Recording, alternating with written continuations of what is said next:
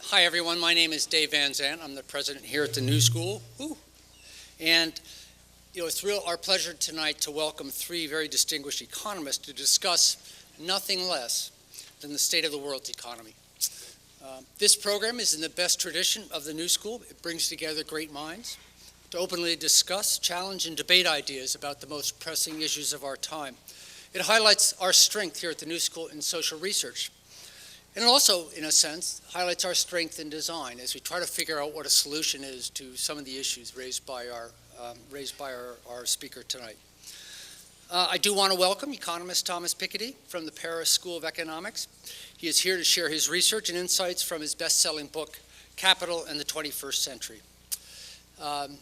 You all know this, but the book has certainly started an international conversation, which on its surface is about our economic system, namely capitalism, and its effect on society, namely inequality. But we're here tonight because we know this conversation is really about our values as a global community and the path we hope to walk into the future. And that's a great note on which to welcome our own New School economists. Our economics department is committed to a broad and critical approach to the study of economics. Our faculty and graduates have both the skills and theory to engage with these central unresolved dilemmas of modern society. Tonight we welcome Professors Teresa Ghilarducci and Anwar Shaikh, as well as distinguished alumni Heather Boushey. Heather earned her PhD at NSSR and now serves as the Executive Director and Chief Economist at the Washington Center for Equitable Growth. I do want to extend a special thanks to Teresa. She is the director of the Schwartz Center for Economic Policy Analysis and has put a lot into organizing tonight's event. The Schwartz Center is the policy arm of the economics department here at the New School, working to create lasting changes by connecting our faculty's theory and research with the public policy arena. I also want to thank Bernard Schwartz and the late Irene Schwartz, his wife. Bernard and Irene are dedicated and beloved members of our community. They could not be with us tonight, but their support allows us to present this program and others like it. And I'm excited to announce that with Bernard's support, next spring, we look forward to launching the Schwartz Center's Retirement Equality Lab, based on Teresa's highly regarded work in this area. I'm also grateful to the Board of Governors of the New School for Social Research. They are represented here this evening by David McLean and his wife, Renee. Welcome to both of you, and thank you for being here. And last but not least, I welcome the New School faculty and students. Thank you all for making the New School a place where we're not afraid to jump into the biggest questions of our time. This promises to be an eventful evening and discussion. I now want to turn it back over to Teresa to get us started. Thank you.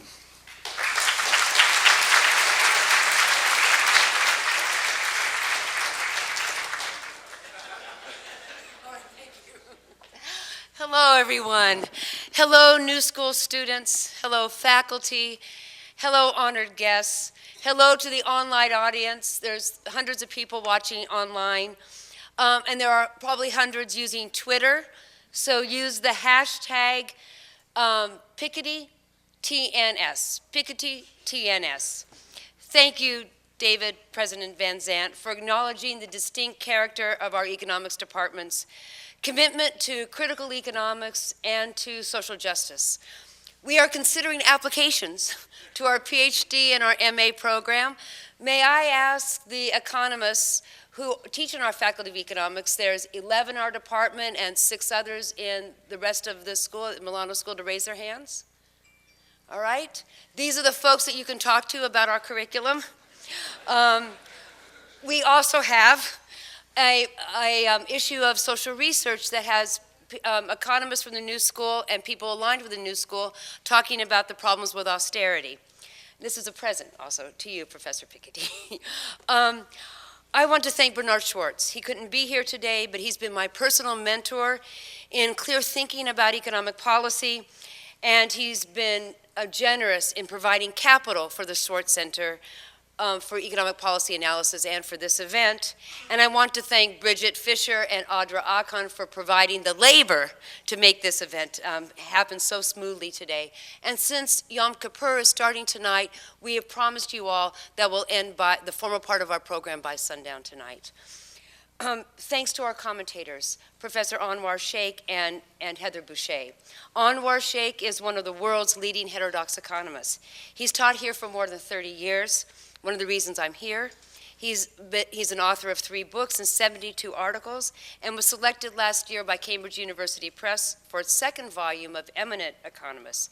Heather Boushey is the executive director of the Center for Equitable Growth, and she's been called by the New York Times one of the most vibrant voices in the field, and I'm sure she'll be in the New York Times a lot more as her career progresses. Our keynote speaker tonight is Professor Thomas Piketty. He was awarded his PhD at the age of 22. It chokes me. 22. For a thesis on, anybody guess? Wealth distribution. He began his career teaching at MIT in Cambridge, and 2 years after that, he joined the French National Center for Scientific Research, where he won in 2002 the prize for the best young economist in France. And in 2006, he became the first head of the Paris School of Economics, and that's where he teaches now. His book, Capital in the 21st Century, shot to the top of the New York Times bestseller list starting in about March. We're proud that we invited him in February because, and lucky, because we had heard about his book that had been circulating in France and in French for the past 3 years. We knew about that careful book. It was about wealth inequality. It is about wealth inequality in Europe and the United States since the 18th century. Now, this book argues that capitalism and enabling government policies create and maintain vast concentrations of wealth among dynastic families and among supermanagers, people with outsized salaries. Now, Professor Piketty is not against inequality just because, but what he is for is to build sustainable economies that are innovate, that grow, and most importantly, provide mobility for all members of those economies. He proposes a global system of progressive wealth taxes to help increase what he's for, wealth and mobility and innovation. It's really a wonderful book. It meets all the standards of the economic profession. It's careful, it's technical, but it exceeds the standards of my profession in that it has a very clear point and a policy prescription. When I finished the last sentence of the book, I closed it, and I thought, well, how lyrical. It's intense, it's satisfying. Capital in the 21st Century is a widely successful book, but it has a humble message. We need a global progressive income tax system, and we need better data. Economists need to be able to count the wealth in order to redistribute it. So thank you very much for your book, and thanks so much for coming here.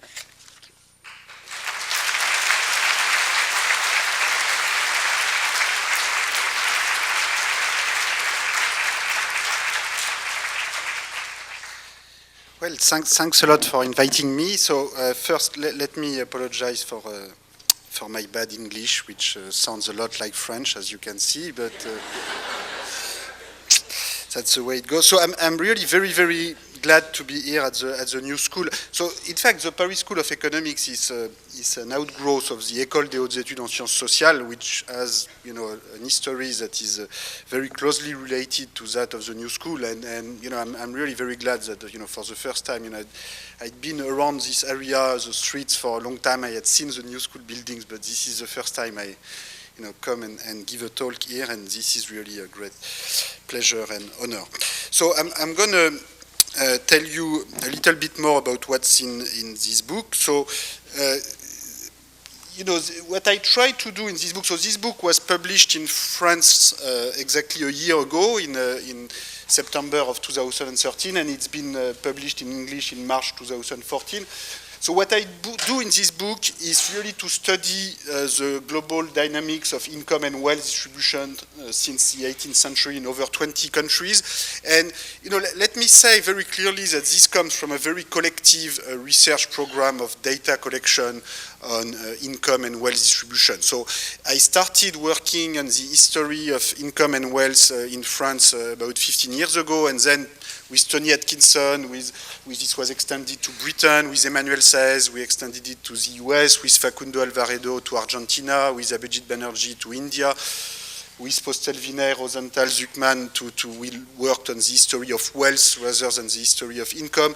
And, you know, I cannot refer to everybody that was involved, but this really comes from a very collective research program. And, you know, this book, in the last part of the book, I draw some conclusion for the future, and you know, of course, I try to draw the conclusions that strike me as the most reasonable. But you know, I have no problem if some people disagree with some of all of the conclusion. You know, ultimately, my real objective is to help people to write their own part 4. And you know, I think even if you disagree entirely with the conclusion, you will find some interest in the historical narrative that I offer in part 1, 2, and 3 of the book. So this book, I view it primarily as a book about the history of wealth, and you know, the reason I care about, you know, the history of wealth is I think this has consequences in the life of people that go well beyond the strict economic domain. You know, this has consequences about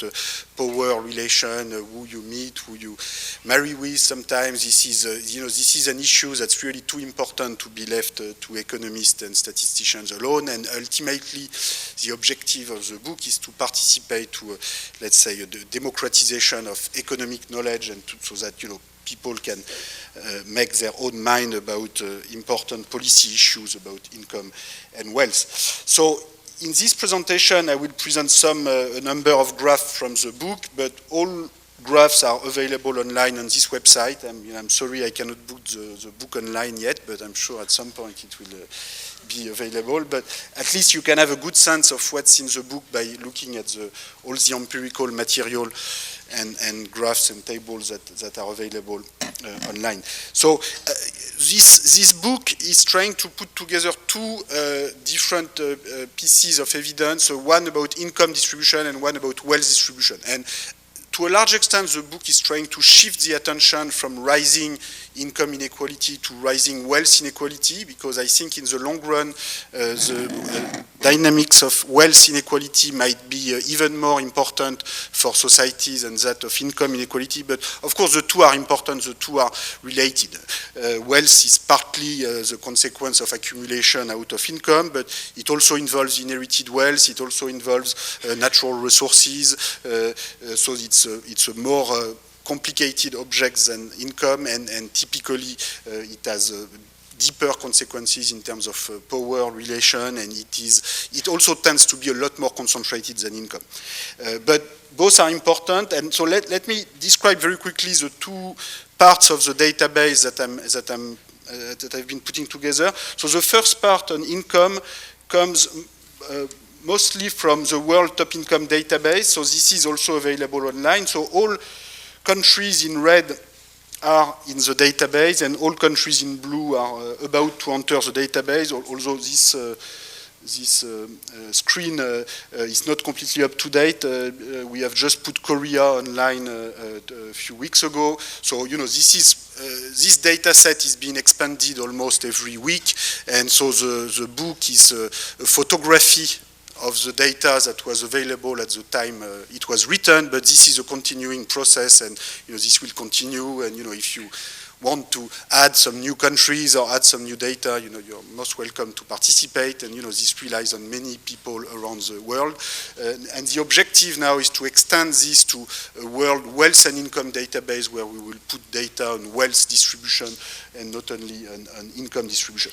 But initially it started with income. So what does it mean to be in the database? This means that we have tried to collect all the historical data we could find on income, and usually it starts with the income tax. So in the US, the income tax was created in 1913. In France, it was in 1914. In Britain, the income tax became progressive in 1908. In Japan or Germany, it was a bit before, around 1880, 1890. In India, in 1922. But almost everywhere, it was sometime between 1900 and 1920 that the modern income tax was created. which is it's a very important date in the history of taxation, but it's also an important date for the scholar and the economist interested in the history of income, because together with the creation of the income tax, you have a data source on income, and it's important to remember that taxation it's always more than taxation. It's also a way to produce information on society. It's a way to produce legal categories, statistical categories that can inform society about itself. And if we didn't have the income tax, we would have a lot less information on what's happening to the income distribution in the US today. And one reason why we have too little information about wealth distribution is because we don't have a wealth tax. That's, taxation is more than just raising tax revenue. So anyway, in the US, the income tax was created in 1913, and the first economist to use this data in a systematic way was Kuznets in the 1950s, who was an American economist who computed the first national accounts for the United States, the first GDP series for the interwar period. And then his next step was to say, okay, now I'm going to use the income tax data starting in 1913 to compute the share of national income going to the different groups in society, and in particular to the top 10% earners. And here is what he found. Well, he did it in the 1950s, so he could not find the later part, but what he found was the part starting in 1948, and he found a decline in income inequality. So here I have a very simple measure of income inequality that Kuznets was also using, which is the share going to the top 10%. Okay, so this is the share of total primary income, total market income, total market labor and capital income going to the top 10% income earners. And so what Kuznets in the 1950s came with very good news, which was a decline in income inequality during the first half of the 20th century. So in fact, if you read the book by Kuznets that was published in 1953, you can see that Kuznets was aware that this process was not really a natural process of inequality compression, that this had a lot to do with the Great Depression, the war, the particular wage compression measures that happened during the war, the progressive taxation, very sharply progressive income taxation that was implemented at that time. But, in the Cold War context of the 50s, 60s, 70s, many people wanted to believe in a sort of more optimistic and universal mechanism why inequality would decline in the later stage of industrial development. And so, although Kuznets himself did not believe in the Kuznets curve too much, in the 50s, 60s, the common belief was very much that, you just need to wait, and at some point inequality will reduce, just as in the US, and then it will stabilize. And indeed, in the 50s, 60s, 70s, was a period of very stable income distribution, which means that everybody was benefiting from growth in the same proportion. Okay? So when you have a constant share going to the top 10%, this means that if you have a 3% growth rate, everybody has the same growth rate. So the average income of the top 10% rises at 3% per year. The average income of the bottom 90% rises at 3% per year. So you have a balanced growth path. Now the problem is that in the more recent period, you have a completely different evolution, a very sharp reversal of the trend. So all what we've done with Atkinson, Emmanuel says, and other co-authors, in a way, is just to extend Kuznets' work to many more years and to many more countries. So we had one country, we have over 20 countries. But of course, this changes the perspective entirely, because as you can see, starting around 1980, you have a huge rise in the share of total income going to the top. And in fact, it's even bigger than what I show here, because I stopped in 2010 in the book, but now we've put with Emmanuel the data for 2011, 2012, and we are going to soon put online the data for 2013.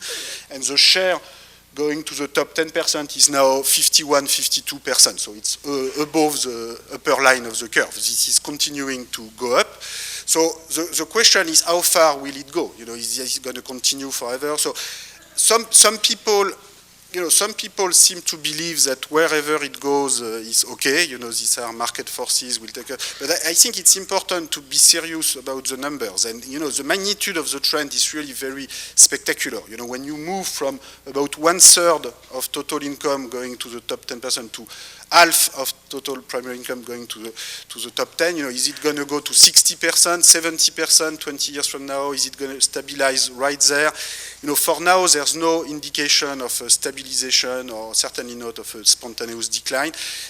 I think the orders of magnitude are so large that it's important to whatever your political persuasion, to try to understand what's going on. So what are the explanations for this sharp increase in inequality? The standard explanation among economists will be rising inequality of skills and change in the pattern of supply and demand for skills. And I think that's certainly part of the explanation. So in particular in the US, the US is a country with very good top universities, but the bottom 50% students in the US, don't have access to top universities. So the inequality in access to skills, maybe in the US, is even bigger than in other developed countries, and that will be together with the rise of demand for high skills, with globalization, technical change, this very unequal access to skills in the US will be, an explanation for this very large rise of inequality in the US. And then the policy response will be, we need much more investment in education and maybe in public universities, maybe in private universities, maybe, that's a whole debate. And, I think that's certainly part of the explanation. Now, it's probably not enough just to talk about education and skills if you want to explain what's happening at the very top, because very big part of this increase is actually due to not to the top 10%, but to the top 1 or even top 0.1%. And it's not that this very top group is a lot more educated than the 2 or 3% below them. So there is more going on. Probably the pay-setting process for very top managers sometimes has little to do with productivity and has more to do with the ability and the incentives also to put the right people in the right compensation committee. And when you get a pay increase from $1 to $10 million, does this necessarily reflect that your productivity has gone up from 1 to 10? Maybe not. So when we try to explain this evolution across countries and try to see why the rise of very top managerial pay has been so large in the US, we come with an explanation where probably other institutional factors, corporate governance have played a big role, and also the decline in tax progressivity, the decline in top tax rate in the US has probably contributed to raise a lot the incentives for top managers to try to get very large pay increase. When the top tax rate was 80% or 90% back in the 1950s or 60s, you have little incentive. You always want to be paid 1 million more, but when it's taxed at 80, 90%, you have less incentives to do so. And also your shareholders and subordinates, might tell you that if most of it is going to go straight to the treasury, maybe it's less acceptable. Whereas when you can keep most of it with a top tax rate down to 30-40%, the game has changed tremendously.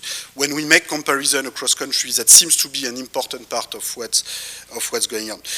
Now, the book tries to describe and discuss these various forces in a detailed manner, but as I said, to a large extent, the book is trying to shift the attention from this rise in top income shares to wealth inequality. So let me show you another U-shape evolution about wealth, which looks a lot like this curve, but in fact is really very different. So let me show it to you. And this is the evolution of the capital income ratio in a number of European countries.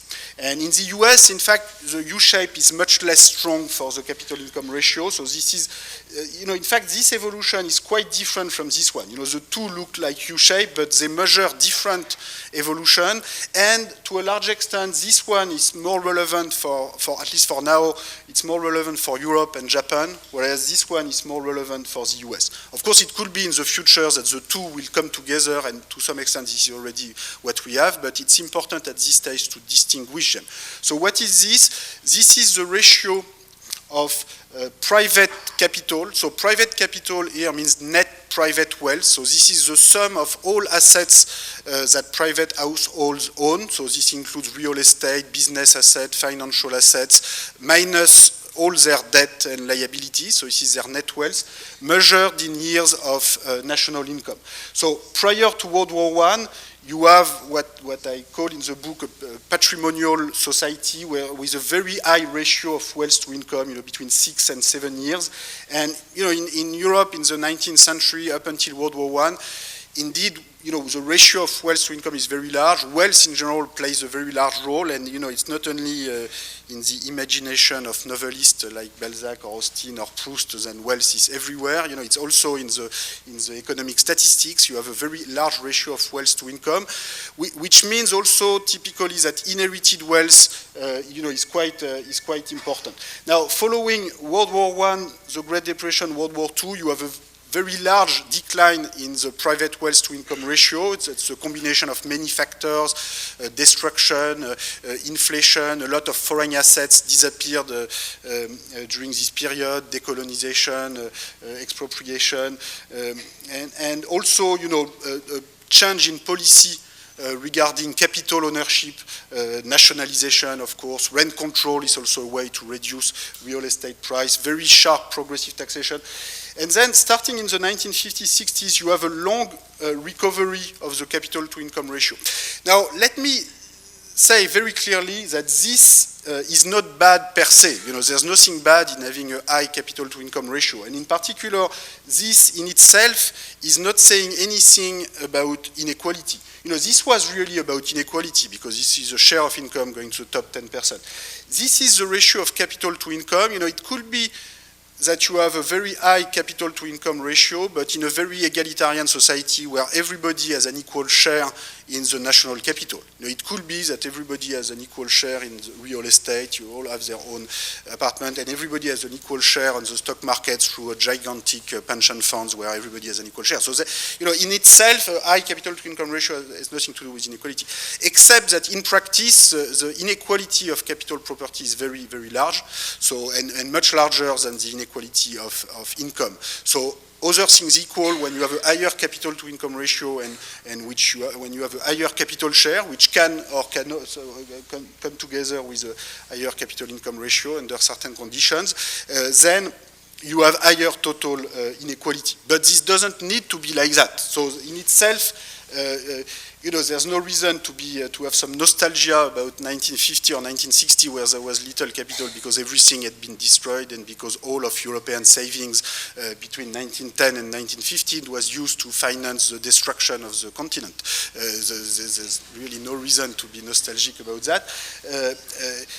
We just have to get accustomed to the fact that this capital income ratio have long-run evolutions that can be understood only if we have a long historical perspective.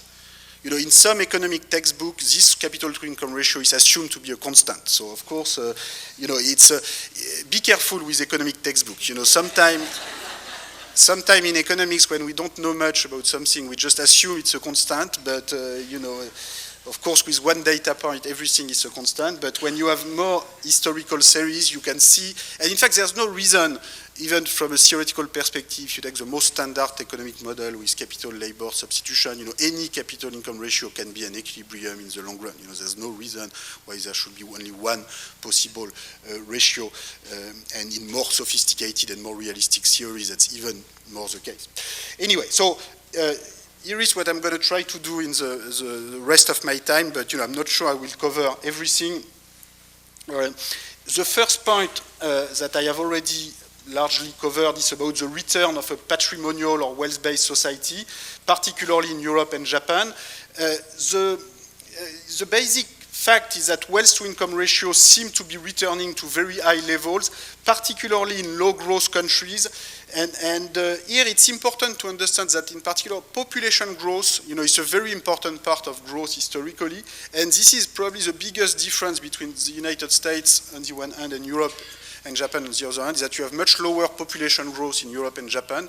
It's even negative in Japan in a number of European countries, whereas historically in the US, population growth has been huge. Okay, so the US is a country where the population was 3 million at the time of independence, 300 million today. So it's not the same country. Whereas France, it was already 30 million at the time of the revolution. It's a little bit above 60 today. So, it's almost the same families, almost the same buildings, it's like, but at the same time, what makes America exceptional is this incredible growth of population, this ability to attract lots of people from the rest of the world. But at the same time, this is also what makes America, the learnings from and the lessons from American experience difficult to extrapolate to the rest of the world, because it's quite unlikely that the population of the world will be multiplied by 100 in the next 200 years. So, the France in a way offers a perspective that maybe is more relevant for a world where population is probably going to stabilize or to grow at a very low speed. And maybe at some point population will also stabilize in this country. And then this will have a very strong importance for, the ratio of accumulated wealth to income.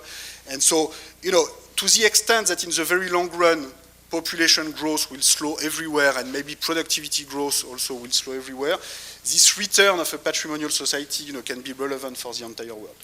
Then my second point will be about the future of wealth inequality.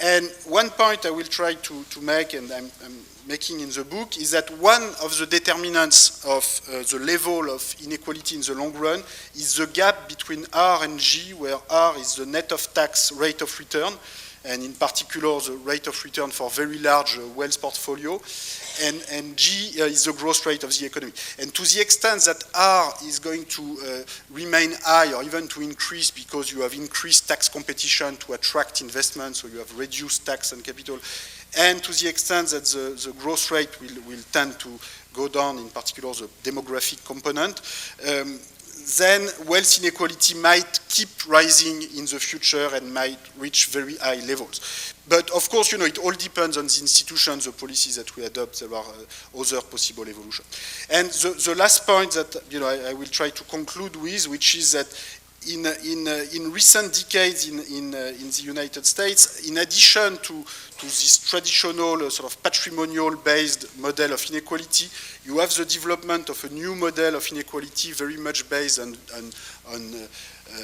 very, very high top managerial compensation, so of course the winners of this competition, the winners of this game tend to, always like to describe this model of inequality as more based on productivity and individual merit than any other model. But, as I've said, it's not clear the relation between the $10 million or $50 million managerial pay and productivity and performance is really not visible in the data I had access to, and at the end of the day, this can be, in a way, this model of inequality, especially if it comes together with rising inequality of wealth, can be the worst of all worlds for the losers of the system, because not only they get a lower share of income and wealth, but they are being told that this is their fault, in a way, that this is because of their low productivity. So at least the traditional patrimonial model of inequality, nobody was trying to pretend that the domestic servants in a novel of Jane Austen or Balzac was less capable than the owners of wealth. They just happen to have no wealth, and some other people happen to have wealth, maybe because this is the only way to have a small group of people that can devote their life to something else than their survival and do artistic activity, scientific activity. But there was no I'm not saying this justification was perfectly convincing, but at least this was putting less pressure on the losers than the current discourse to justify inequality. So, this looks very organized, but I'm really not sure I will have time to cover these 3 points very carefully. So let me try to move on and talk a little bit more about the first point.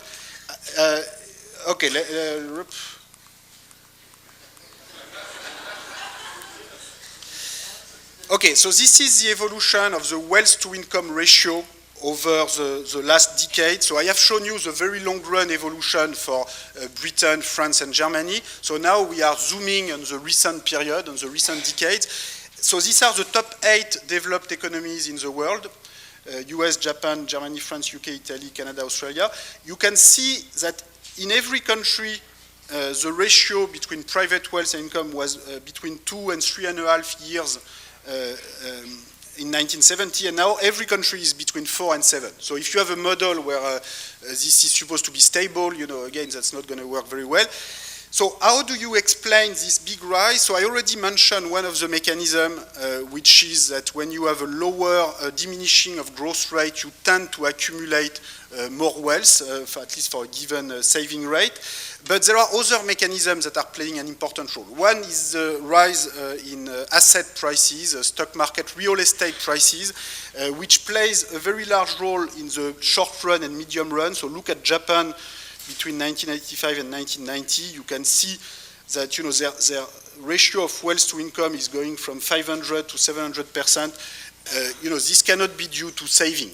Even with a Japanese saving rate, you cannot get rich so fast. So this was a real estate bubble, and then this stabilized in further years. But you can also see that even though you have differences in timing, in particular due to real estate bubble, you have a general evolution across countries that is more than just a gigantic real estate bubble. Although structurally rising real estate price is a significant part of this. Another mechanism is a transfer from public to private wealth. Okay, so what is public wealth? This is defined in the same way as private wealth. This is the difference between public assets and public debt. Okay, so right now in the United States and in most developed countries, it's close to zero because public assets and public debt are both around 100% of GDP, about 1 year of national income. So the difference between the two is close to zero. Okay, so in other words, the US government or the French government was to sell all the public buildings, schools, hospitals from federal, regional, state government.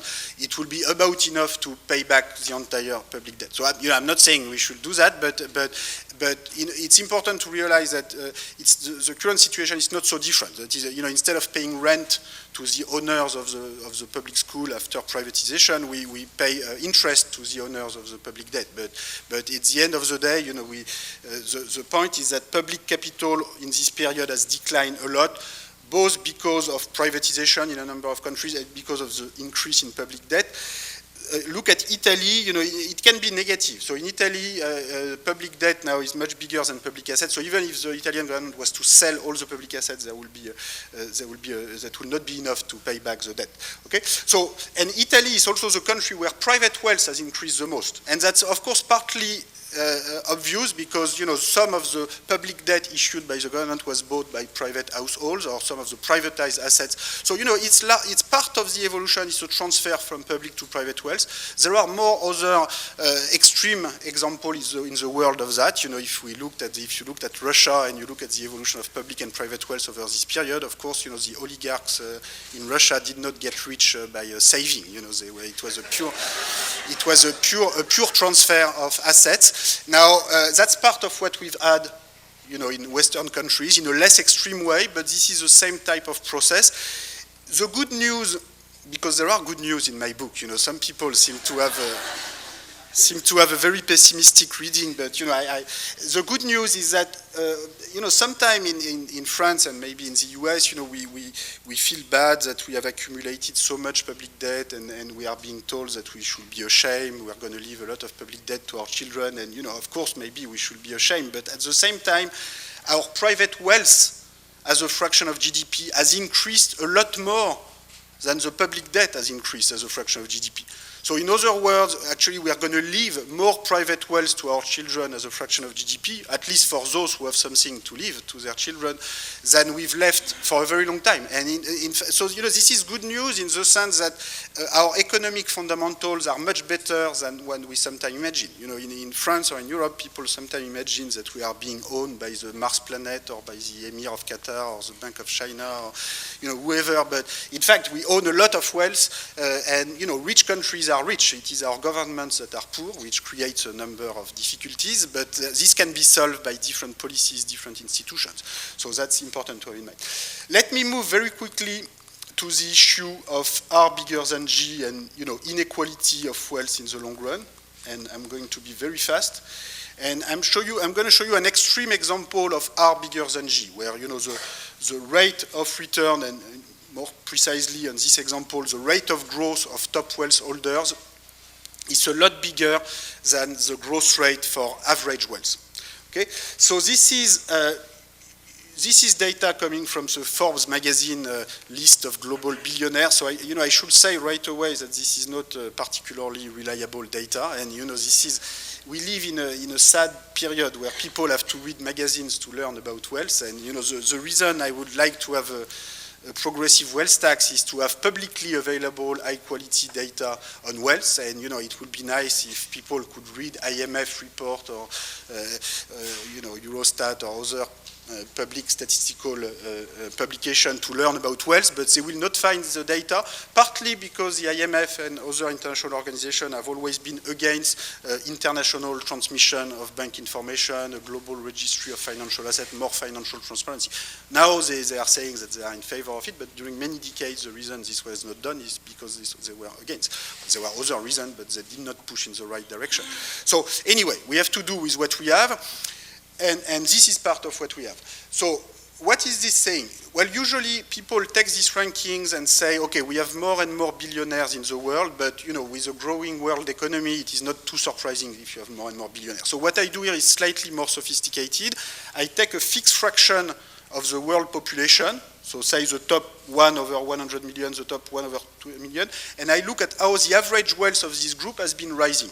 So of course, these are not the same people over time. You have some people who go down, some people who go up. You have new billionaires from emerging countries. In 1987, which is when Forbes started this publication, the top of the list included Japanese billionaires, which everybody has forgotten. So you have some people who go up, go down, but still, in principle, if we were in an equilibrium of the world distribution of wealth, with these people going down, these people going up, the speed of growth, the speed at which the average wealth of this group is going up should be comparable to the growth rate for the average wealth for the size of the world economy. And as you can see, this is not at all what's happening. The top is rising at 6 to 7% per year, whereas average wealth per adult is rising at 2.1% per year in the world, average income at about 1.4%. World GDP has been rising at 3.3, but in fact, more than half of this was taken by the world adult population growth, which has been rising at 1.9%. Okay? It's important to realize that population growth is, according to the United Nations, is scheduled to go to 0, but it's not at 0 yet because of aging, in particular in Asian, European, and American countries. We still have, right now in the world, we still have in 2014 about half of the 3% growth rate for world GDP that comes from growth of population. So the per capita growth is much less high than we sometimes imagine. And so the growth rate for wealth is a bit higher, but not so much. So why is it that you have such high growth rates for very top wealth holders? I think part of it comes from the fact that with financial deregulation, it's probably easier to access to very high yield financial products when you have a large portfolio than when you have a small portfolio. And one way to illustrate this is to look at university endowment. So I don't want to be depressing for anyone here, and even the lower endowments are getting a good return. But of course, if you have bigger endowments, you get a bigger return. So, the reason I look at university endowments is because they publish a lot more data than the people for the Forbes ranking. So at least for universities, I have financial statements, and I can compute the rate of return. So what you can see is that over this period, which is a long period of time, 30-year period, you have very high return. Maybe it's not going to be as large in the future, but even if it's a bit lower, it's still quite spectacular to see that you have a very steep curve. The higher your endowment. So take Harvard. Right now they have, well, in 2010 they had about 30 billion. Now maybe it's closer to 40. They were spending in 2010, less than 0.3% in management cost. But 0.3% of 30 billion is already almost 100 million. So when you spend 100 million to pay wealth managers, even if wealth managers are very costly people, you can have a good team of people to deal with your money. And if that's enough to get you a return of 10% instead of 6%, that's quite significant. And it's actually interesting to see that here, if you compare this return to to what former students of Harvard are giving in gift, this is much more significant. So the gift given to Harvard over this period, on average, are much less than 1% of the endowment. It's about 0.5%. So this is not significant, as compared to this effect of the rate of return. Okay, so that's quite powerful. That's a very extreme example. And this is not entrepreneurial wealth. It's not that Harvard has invented Facebook or Microsoft. Well, it has invented Facebook somehow, but in a very indirect way. And this is not the reason for this high return. Okay, so when we say, well, that's all entrepreneurial wealth, well, no, it's more complicated than that. It's also the fact that large portfolios tend to get high return because they have access to much more complex financial derivatives, which allows them to get high return, whereas people, with a $100,000 portfolio, all you can ask is the advice of your brother-in-law, and sometimes that doesn't work. So what is the solution? And let me conclude now.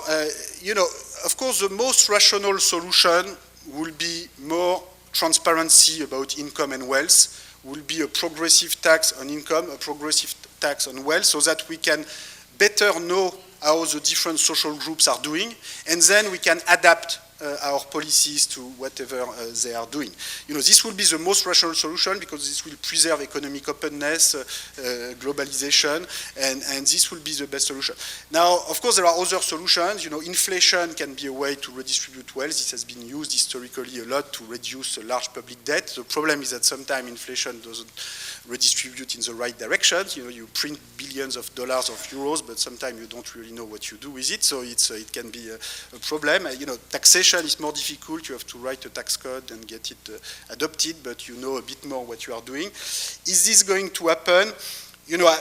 I don't know. All I can say, and this is the real conclusion now, is that the entire history of taxation and of inequality is full of surprise. And you don't know.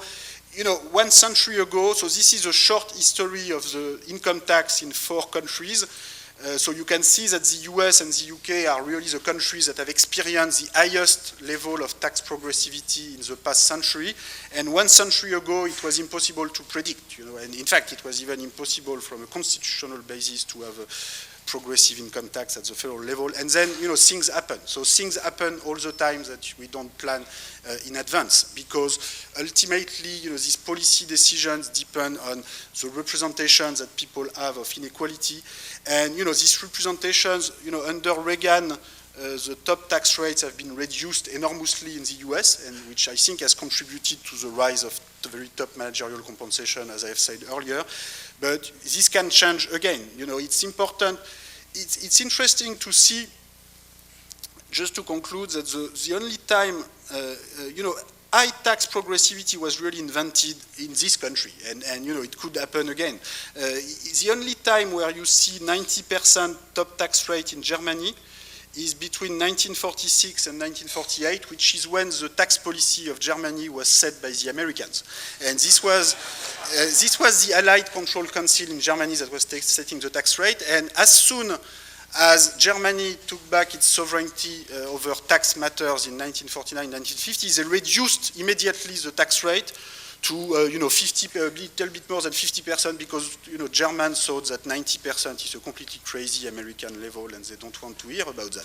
And it was the same in Japan. The only time in Japan where you have 90% top tax rate is between 1946 and 1948. And this was not to punish the German or the Japanese, because the Americans were doing the same at home at the same time. So in the American view of the time, this was part of the civilization package. You bring democratic institution, and at the same time you bring fiscal institution in order to prevent the democracy from becoming a plutocracy. And this all seems very exotic to us now, but I think it's important to remember that this is part of our common history, and that I hope this historical international perspective on inequality can help us to have a more informed democratic debate for the future, and not to be sort of impressed by very strong statements about what's possible and what's not possible. Let me stop there.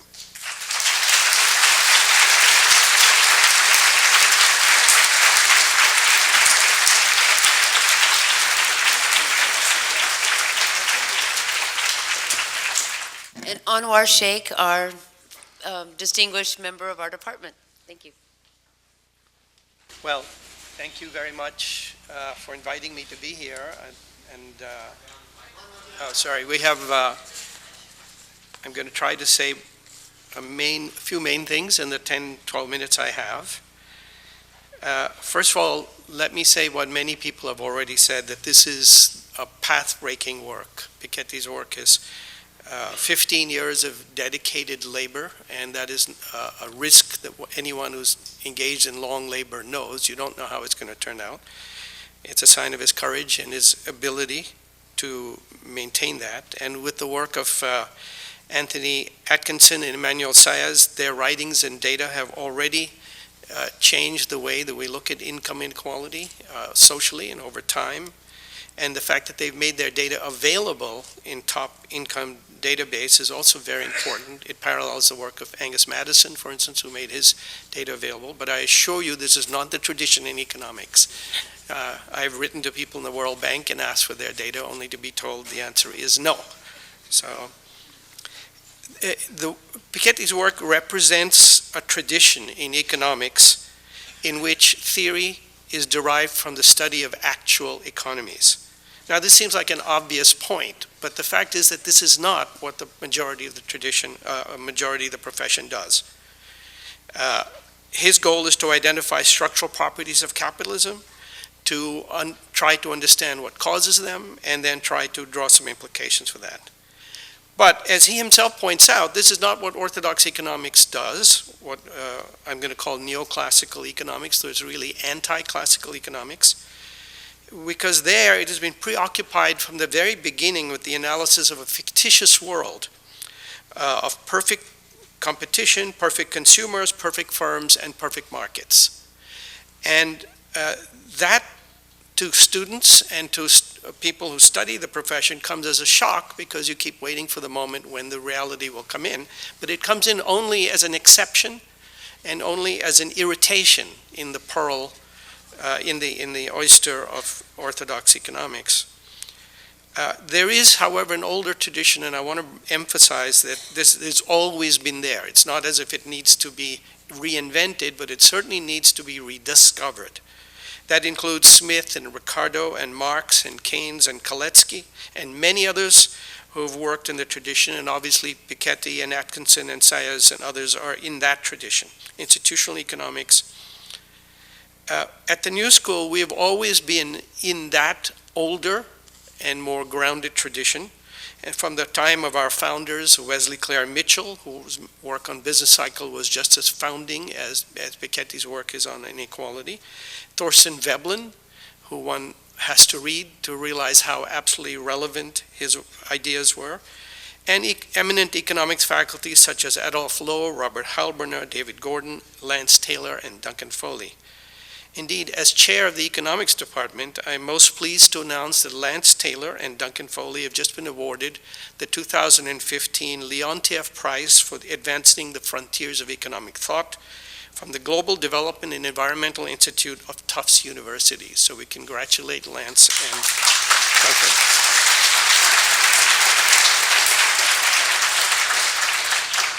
So when we, in this vein, I beg you not to use the word economist to refer to everybody. There's more than one type of economist, and indeed there is more than one tradition in economics. Piketty rightly comments on the orthodoxy's childish passion for mathematics and purely theoretical and highly ideological speculation at the expense of historical research, which he says disposes the profession to churn out purely theoretical results without even knowing what the facts that are needed to be explained. And we've seen an example in his presentation of exactly facts that needed to be explained. Now, Piketty is, of course, an eminent authority to say this, but there's an even more eminent authority that's saying this now, and that's a recent editorial in the Financial Times, September 25th, 2014. I have to read this because I never thought I would live to hear the Financial Times say this. The typical economics course starts with the study of how rational agents interact in frictionless markets, producing an outcome that is best for everyone.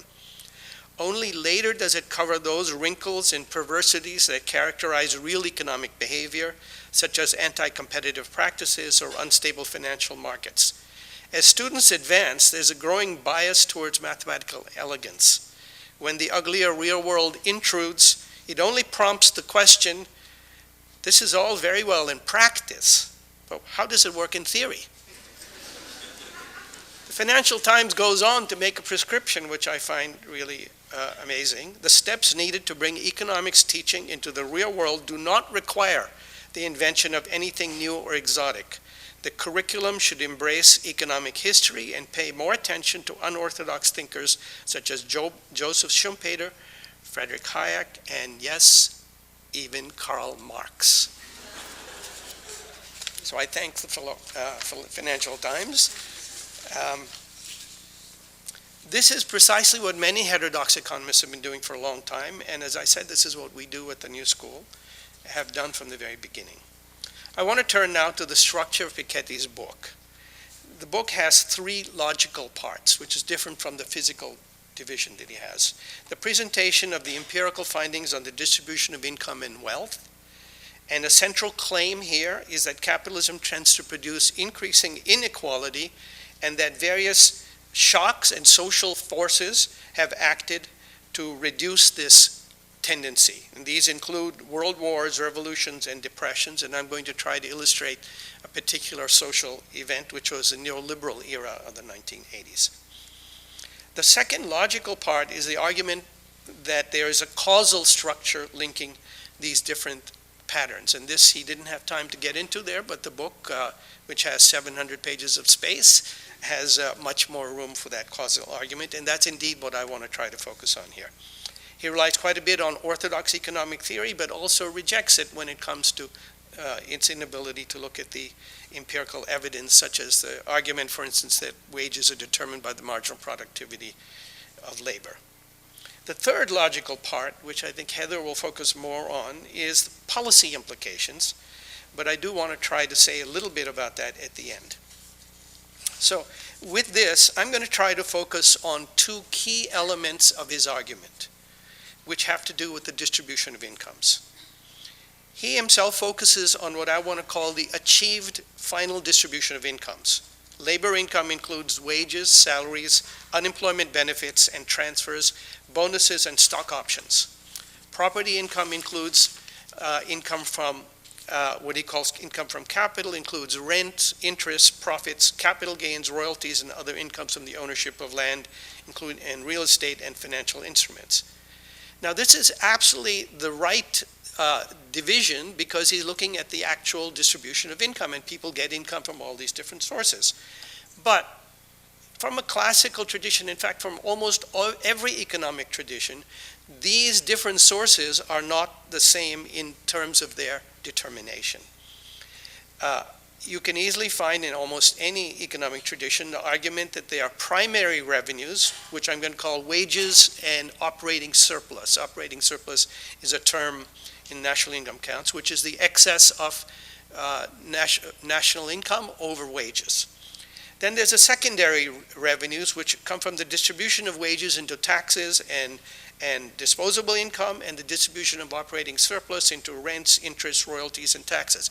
Different things intervene at this level from those that determine the first level. And then there's a third level, a tertiary distribution, which consists of state payments, of unemployment insurance, and transfer payments to labor and of subsidies to capital. From Piketty's definition of capital is that which encompasses all of these, and the definition of labor income, all of the labor incomes, and that's perfectly appropriate, but I want to argue that we can build up to that and you get a different picture if you do that. So this leads me to two central questions on the primary revenues.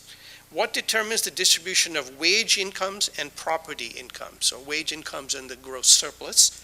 And then what determines, I'm sorry, I didn't say that right. What determines the distribution within wage incomes and the within property incomes? And then what determines the primary division between wages and surplus? That is the classical question beginning with Smith, and every economic tradition has an answer to that.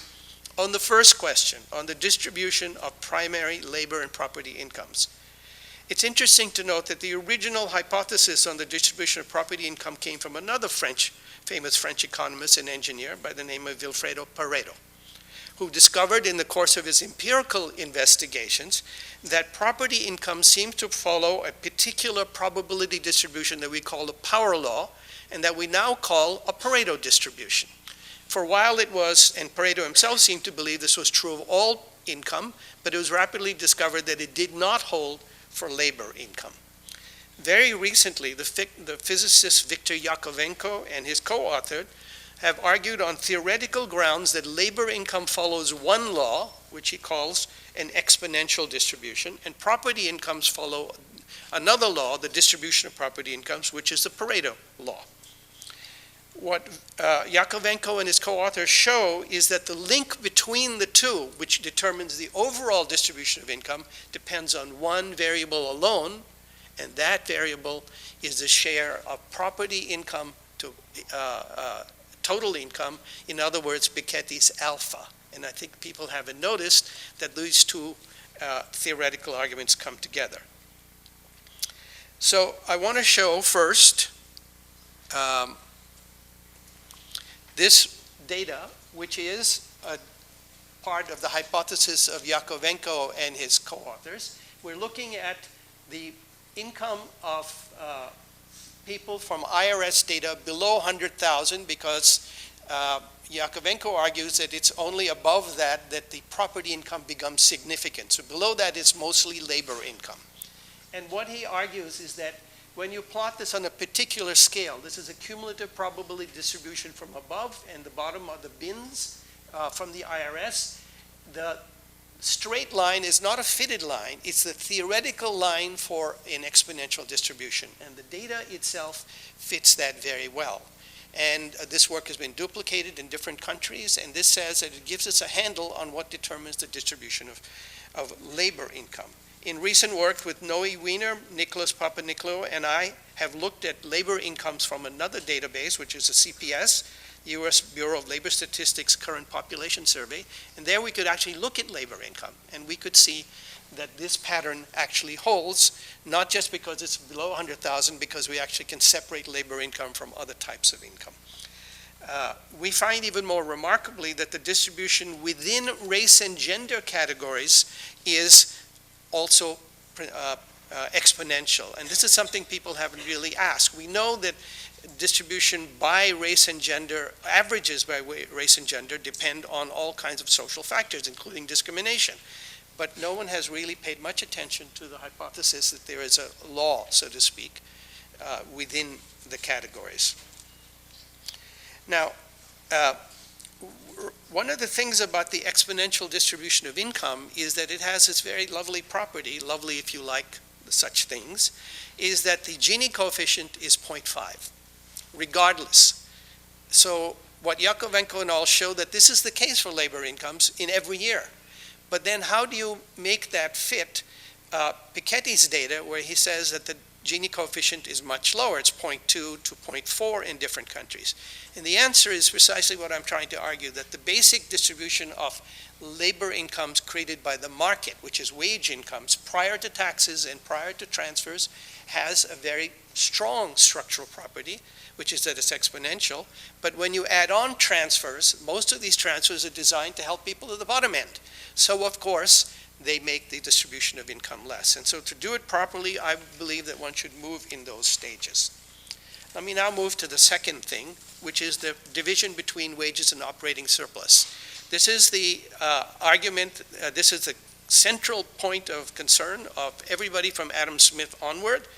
And I want to make the argument in a particular way based on an old one by William Phillips. Phillips looked at the rate of change of money wages and showed that they were inversely related to the unemployment rate. But we know that that argument fell apart in the 70s. From a classical point of view, what you want to look at is not the money wage, but the ratio of the wage to value added, because it's the distribution which is the key to labor struggles. As anyone who studied labor economics knows, you're talking about the possibility, which is value added, and the share, which is wages. And the balance of power between workers and their employers plays a very crucial role. So what I'm going to look at is the rate of change of real wages, of the wage share on the vertical axis, and unemployment intensity, which is the unemployment rate adjusted for the duration of unemployment, which has shot up very much so this, if it works, on the vertical axis, the rate of change of the wage share, on the horizontal axis, unemployment intensity, and we begin in 1949. Oops, well, we don't. Oh yeah, there, 1949, 1950, so on. And this is the actual path of the US economy. 1960, and then comes the great pumping of the economy due to the Vietnam War. And you go back up that curve, and the Vietnam War boom, stimulus runs out, and you come back down. And you keep going, and 1977 marks a kind of watershed. You cross the zero line.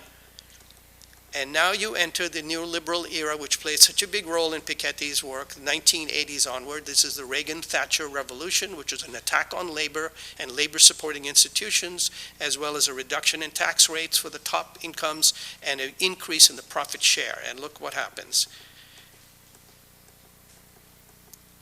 The curve breaks apart. 1993, you have the dot-com bubble, so you pump up. The bubble runs out, so you pump down, and now this is where we are. Whoops, I went too fast. I won't do that. Anyway, so the point of this curve is that it allows us to have a foundation for Piketty's variable that he calls alpha. Alpha is the ratio of labor incomes to value added, but it includes all the transfers.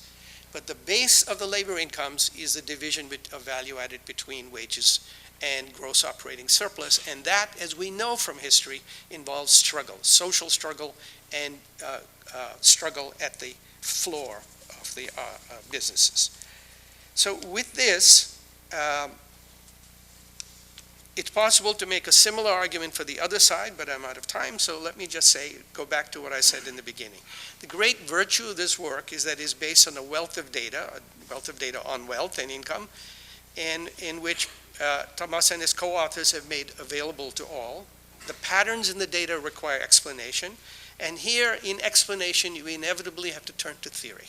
It is entirely possible to ground these in more than one theory, as he himself says, and theory in turn influences policy implications.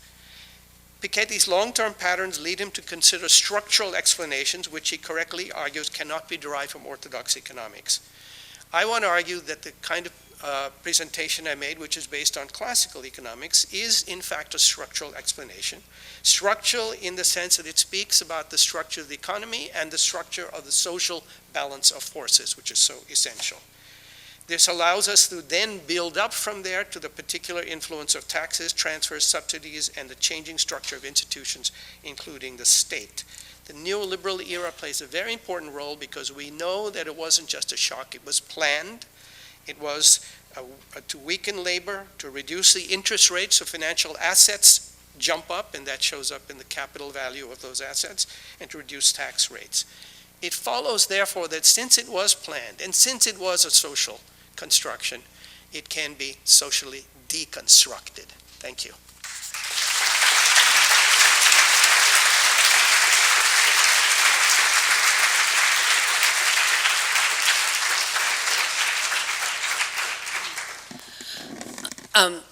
That's great. Anwar Shaikh reminds us that it's not just a natural tendency of capitalism, like the sun rising and falling, that it's enabling institutions that balance the power between labor and capital, that bring forward policies that Heather Boushey will tell us about is happening in Washington now.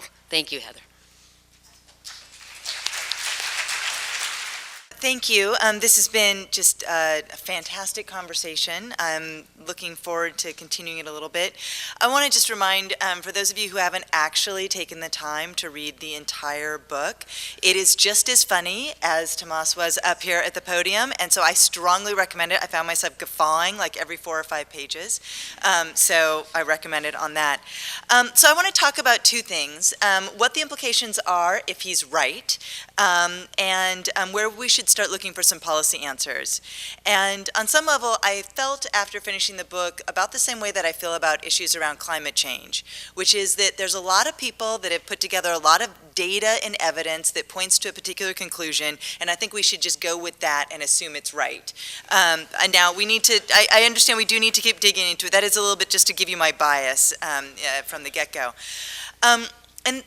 As I've been talking about this book for the past few months in Washington to policymakers and to advocates, I find myself coming back to what I think is one of the most important takeaways for people who want to understand what it means. And that is that Tomas and his many, many co-authors, co-authors for all of this data, the data tells us one thing that I think is critical, which is that as we see income inequality rise, this calcifies into wealth inequality. And that has critical economic and social implications. And as I've been doing work in Washington for a long time, and there seems like there's been people over here that do wealth inequality, and there's people that over here that did income inequality, but putting those together, I think, in many ways is part of the genius of this in terms of, I think, making an impact. So where does that lead me in terms of what does it mean? Throughout the book, Tomas points his readers to the novels of Jane Austen, Henry James, Henri Balzac, and I want to quote him. He says, quote, "For Jane Austen's heroes, the question of work did not arise. All that mattered was the size of one's fortune, whether acquired through inheritance or marriage." Now, I've only read one Henry James novel because I didn't like it and I never read another one, but I read a lot of Jane Austen, and every time I did, it reminded me why I was so happy to have been born in 1970 and not in the early 1800s. These novels were a testament to the limited choices that women had. And while there's been a gender revolution, it remains fairly recent and for the most part incomplete. When I went off to college, my mother, as we were sort of looking at all of the college applications, I remember very vividly her telling me how jealous she was, with a little bit of a choking up, because she was so excited because I had so many more opportunities than she did. And I say this to stress that this revolution in gender equality just isn't that old. She felt that her only options were to be a nurse or a teacher or a secretary, and that of course were not the opportunities that I had in front of me, and of course are not the opportunities that today's young women have. These changes in opportunity were good for our economy.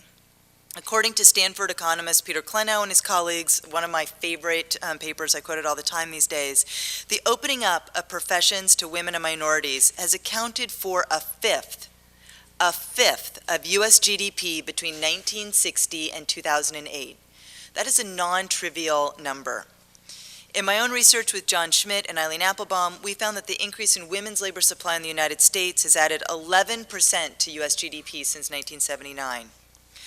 Now, we, all of us in this room today, and those of you online, if you are still watching, we have all lived through an era where the presumption was that our society is marching towards ever more greater equality across a variety of axes, and that we're doing away with discrimination. In fact, I had lunch with a journalist today who was sort of saying, yes, no, things are going to get better. I have this hope that, my children will experience greater inequality than me. And I said to her, well, if Thomas Piketty is right, we have to question whether or not this is coming to an end. And I think we need to take this very seriously. To get a feel for this, you could point to PBS's Downton Abbey, where the family was facing eviction because when the Earl died, the inheritance was going to some random cousin that they kept talking about. And there was no other way for the family to keep this property than for the eldest daughter to marry this cousin. I mean, this is not the world that we live in, and not the world that is going to create a vibrant economic economy. But it opens up new questions that maybe we should start thinking about, or maybe we will have to think about. Do inheritances go to the eldest child or to the eldest male child? What happens upon the death of a spouse? Does the wife or the child inherit these funds? The answers to these questions, I fear, will not be good for women, because while the gender revolution has come a long way, it is stalled in recent decades in important ways. Tomas's data makes me wonder if we will worry that because we have not solidified this revolution more rapidly. Women remain far behind men in terms of their wealth holdings. The female share of self-made billionaires is only 3.1%. While we've made progress in the workplace, the gender pay gap remains 78 cents on the dollar, and this gap begins as soon as women enter the labor force, and of course it grows over time. This gap occurs in no small part because, especially here in the United States, we have not addressed with the realities of work and care. The vast majority of workplaces, neither women nor men, which is of critical importance, have access to paid family leave, except in a few states, California, New Jersey, and Rhode Island. And the lack of a federal paid family leave policy leaves women and caregivers disadvantaged in the labor market. We see the outcome of this in terms of a much lower female labor supply in the United States than other OECD countries. The United States has now fallen to 17 out of 22 OECD countries. So we know that policy can play a role in changing labor supply patterns. But if we are on the cusp of an era where wealth becomes more important, that failure may also be more important and more urgent to address. It also raises the question of the extent to which some of these labor supply policies that increase not population but do increase labor supply could go at least some of the way towards addressing some of the decline in economic growth, which is talked about so much in the book. We know that expanding opportunities to excluded groups raises productivity, so maybe there's a little bit of potential there. But this leads me to two aims for policymaking that I draw from the book. First, recognizing that women are an underutilized source of growth, and addressing this is extremely urgent and important for our economy, and may be imperative in order to not regress on the progress we've made. Now, Thomas called on non-economists to engage, and I couldn't agree more. In Japan, in order to boost growth in the face of declining population growth, they are pursuing what they call womenomics and implementing policies to boost female labor force participation and close the gender wage gap. When I talk to policy leaders from the United Kingdom or Canada, I'm often been really quite struck by these male policymakers will explain to me that addressing that the conflicts between work and family are actually critical for economic productivity, without me actually asking them to tell me that. Whereas I've never had just no single male U.S. policymaker ever make that argument unbidden. I'm looking forward to that day. That is actually my career goal. We'll see if I can do that. While I fear that Thomas's analysis predicts that women may have where I fear that this will lead to fewer economic opportunities for women, I also have to wonder what it means to ponder an economy where dead capital could again supersede human capital. Certainly, it would imply less innovation if economic opportunities were confined to those who started the game with the most capital inherited or from accumulated capital. But, I also wonder if this is an overreaction. Now, in the book, and Thomas did have some chance to talk about this on the podium here, he focuses on the rise of the supermanager and talked a little bit about how that the rise of the supermanager, especially and most extremely in the U.S. case, and I wish you had shown that chart because I think that's so important for U.S. audiences to see, means that wages are, of course, not equal to their marginal product, and that there's something odd going on in terms of how we pay people and what those payments actually are. Which brings me to a second area for policy. I think we have to, one question that I had after reading the book, and one question that I think we need to be really considering, is what we are now calling labor income actually that? Is it capital income, or is it some form of economic rent? And how would we measure that? How do we get at this question? Tomas joked about how some of the data that he had on wealth is from Fortune magazine, and that's just quite frankly pathetic. But how would we get at understanding whether or not those earnings that supermanagers have are actually productive or unproductive? How could we pull together those kinds of data sets so that we could get at that question? My organization hosted a conference last week, and it was very kind of cool because Alan Blinder was in the audience, which was amazing, and he raised his hand and asked a question of Emmanuel Saez on this very point where they debated back and forth that we really don't have data that allows us to discern whether high incomes are rents or if they're actually productive.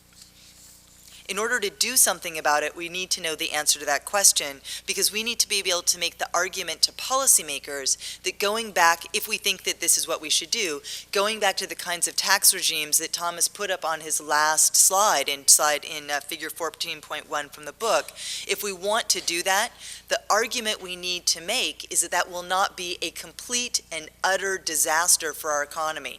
If I go around and start talking to policymakers about how we need to go back to very high tax rates, they're going to look at me and say, that is a job-killing argument because those are the people that are the job creators, and we're giving them all that money because they're creating all the jobs. But clearly, the evidence that Thomas and his colleagues have put together indicates that that's not true. But I think there are a few more data steps that we need in order to make that argument. Which brings me, finally, in terms of the policy, back to the wealth tax idea, which I think is very interesting. And we've had a lot of conversations with colleagues about the proposals in the book on taxing wealth, which I think are very interesting.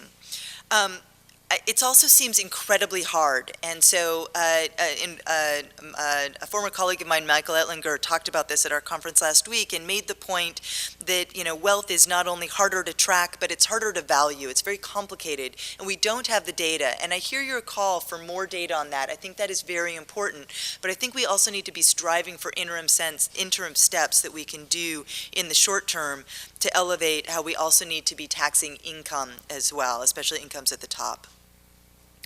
So I want to end with a few notes, pivoting off of a few things that Anwar said about how I'm just so pleased that we are having this conversation today at the New School for Social Research. I'm so excited that you came here to give this talk. And I think it's encouraging and exciting to see economic research that begins by seeking to understand the real world and then uses that data to inform a theoretical framework. That is a very exciting development, and I was just so thrilled to see your book go to the top of the charts and be so reality-based. I think that's amazing.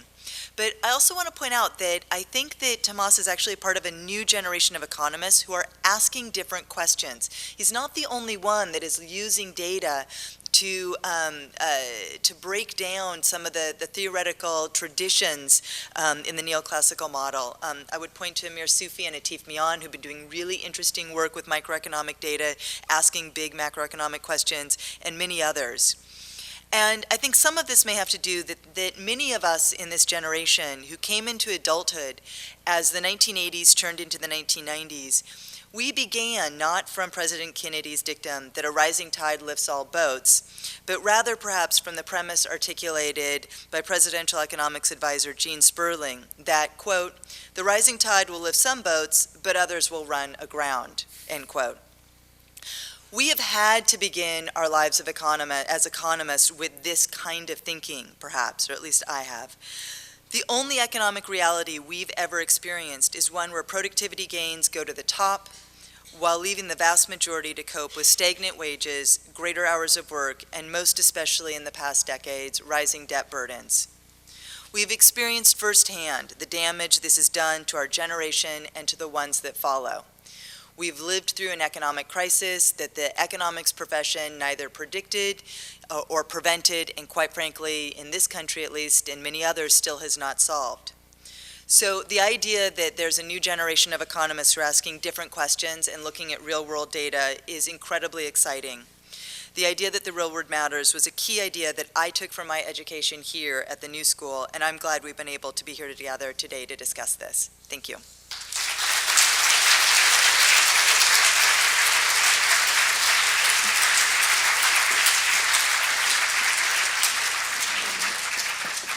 Professor Piketty, while my colleagues are collecting questions from the audience, and I will moderate those, would you like to respond to Heather and Anwar? Okay, great. You can just do it from the table there? Yeah. Sure. No, just, I think it's better if we have more time for questions, but let me just say very quickly that I think what Isser said about the importance of gender equality and women participation is extremely important. I think in some countries it's clear that the pressure that's put on women to basically, withdraw from the labor force after they have children, as a consequence that, some countries are almost about to disappear. When you have the, when the size of the cohort in Japan or Korea or Germany or Italy, that the size of the generations that are born right now are 30% smaller than the generation of their parents. This is not the complete end of the country, but this is getting close. If you continue like this for 2 or 3 generations.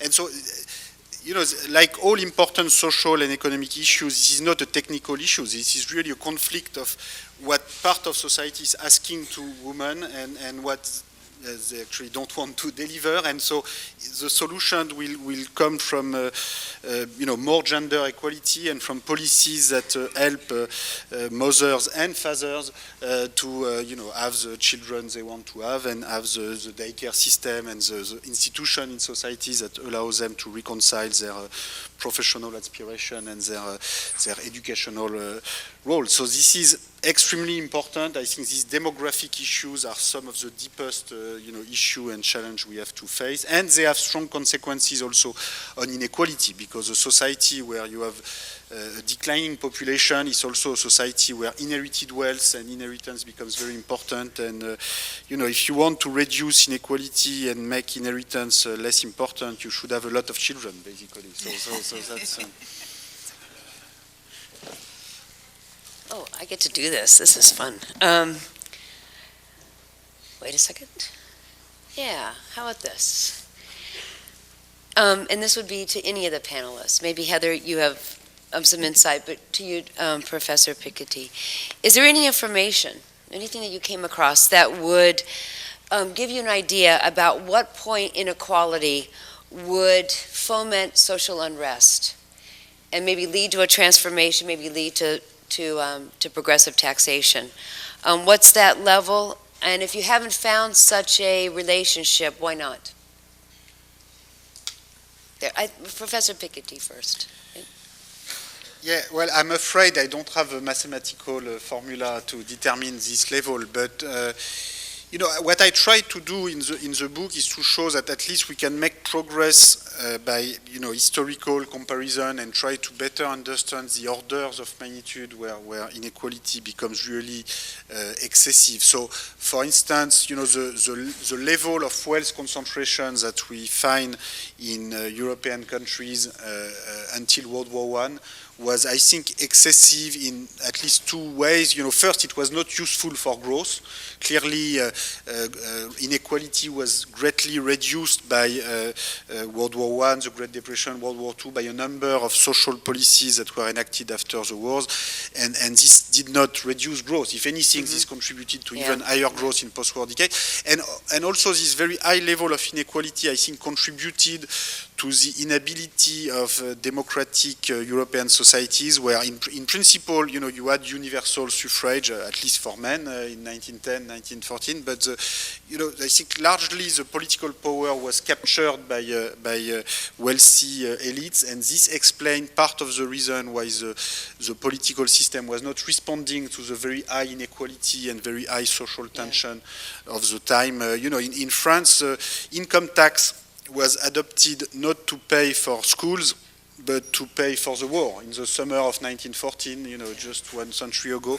And this was the only time when the French Republican elite accepted to. So it's a very sad story where I think the high inequality went with the capture of the political process that prevented the right social reform and fiscal reform from happening. And this is something that, we don't want to return to that kind of situation, and there is growing concern, in particular in these countries, that when inequality is getting as high as it does today, it has, this is a real threat for our democratic institution and the ability of the democratic system to respond to this challenge that we have to respond. So, yeah, I think history can tell, can help us to realize when this is getting too high.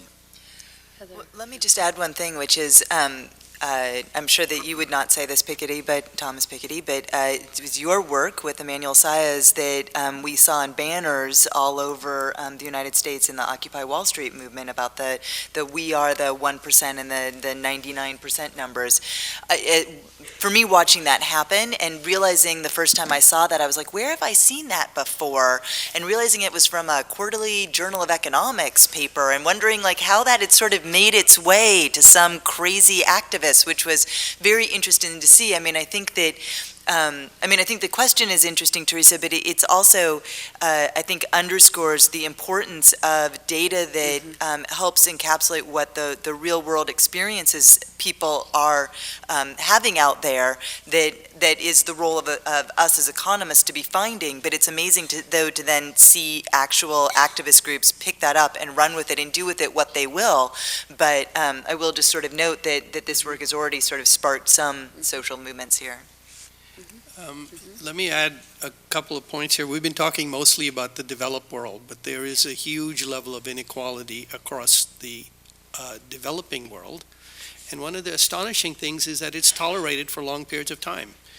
And that what breaks it up is not so much that, but the joining of that with the issue of employment. If jobs are not there, then it becomes much more volatile. And of course, the political structure. I was once taken on a tour in China of a museum in which they would go from one dynasty to another, and I noticed that there were breaks in the time between dynasties, and they were not mentioned in there. So I asked my guide, what is that? He said, oh, the peasants overthrew the dynasty and killed everybody, and then a couple hundred years later. So there's your answer. We need more peasants of that sort. Here's a question about the form of tax. Would a tax on land or rent control or a tax on carbon, would that have the same effect as a progressive income tax of 90% marginal tax rate? No, these are all different taxes. They can all be useful. They are all complementary. You know, a carbon tax is, of course, has a very specific purpose, which is to reduce carbon emission. Yeah. And ideally, if the carbon tax works, you know, there will be no tax revenue anymore, or very little tax revenue. Right. So that's not.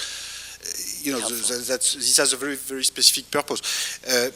And so I think we need both, you know, that kind of carbon tax. We need both a progressive income tax and a progressive wealth tax. You know, this is serving different purpose. The land tax, you know, that's part, in my view, this should be part of a wealth tax. Yeah. So land is part of wealth, but, you know, if you want to isolate land from other forms of wealth, I think this doesn't work because you know, the land value from the building value. So in some cases, like this place, maybe you can separate the land component. Although, you know, the land, even the land component here depends a lot of the other investment and improvement that have been made to the surroundings and that make New York City.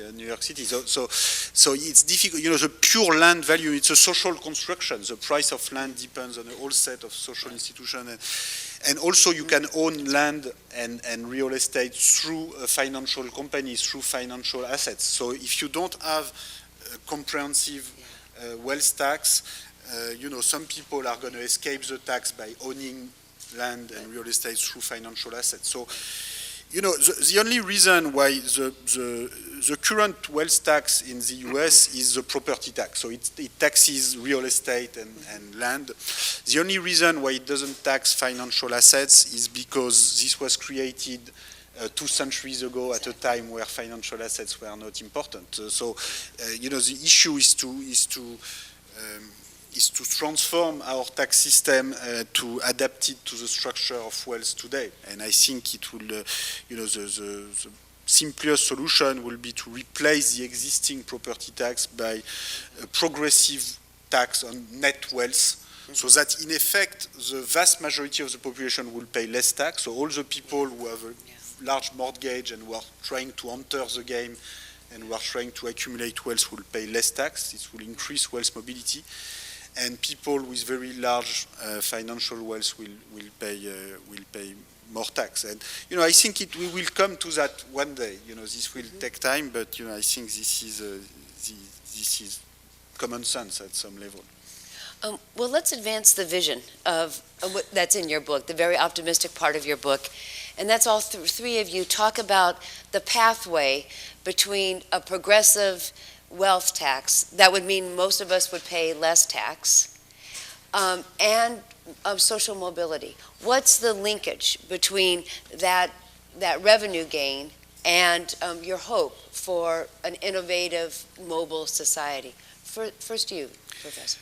Well, the first link is that if you reduce the tax that's paid by the bottom groups in society, and for that matter, the bottom 90%, it makes it easier to accumulate wealth. The link is also that if you reduce top managerial compensation, this will help to increase other wages. So I think, a big part of the wage gains have been appropriated by the top, and, you could have bigger increase in wages for middle groups and bottom groups if you were to limit top managerial compensation by higher tax rate at the very top, and together with increase in the federal minimum wage. The federal minimum wage right now has a purchasing power that is less than what it was in the 1960s. Which is, 50 years ago. And, it's quite unusual for a country to have a decline in the purchasing power of its minimum wage in over half a century. And although We stand apart from that, right? In your book shows that. Well, yeah, it's very striking, and so I think it's possible to increase it quite substantially without increasing unemployment. Unemployment was not higher in the 60s, although the real value of the minimum wage was higher than it is now. So now in the long run, of course, it's easier to have a higher minimum wage if you have also higher investment in education, higher investment in skills, so that bottom workers can have access to higher productivity jobs and higher. So it's all complementary. Progressive taxation, higher minimum wage, and higher public investment in education. I think are the three key policies that need to go together. We don't want to choose; they are complementary. Heather, do you agree those are the key policies? Certainly. I think I want to emphasize one thing that has been said that I think is really important, that it's, so often when we think about inequality and we think about both the taxes and the revenue and what we're going to do about it, so often we think about, well, here's the policies that we're going to do for people and how much they cost, and that's really where all the action is. But I think this conversation really pushes us to say, oh, well, actually, you're not just taxing folks at the top in a progressive way to punish them, but that a progressive tax system is actually more functional in many ways for the economy. And I think that's a really important thing to keep bearing in mind.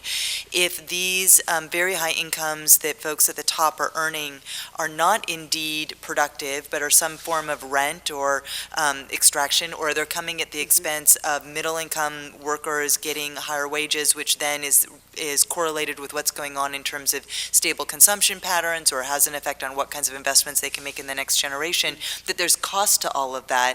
I think 15 or 20 years ago, there was a conception that it's okay, inequality is just fine, we don't really need to deal with it in terms of policy, because just because somebody's getting rich doesn't mean that somebody's actually losing. The pie just keeps getting bigger. But even if the pie is getting a little bit bigger, addressing how this skew is not focusing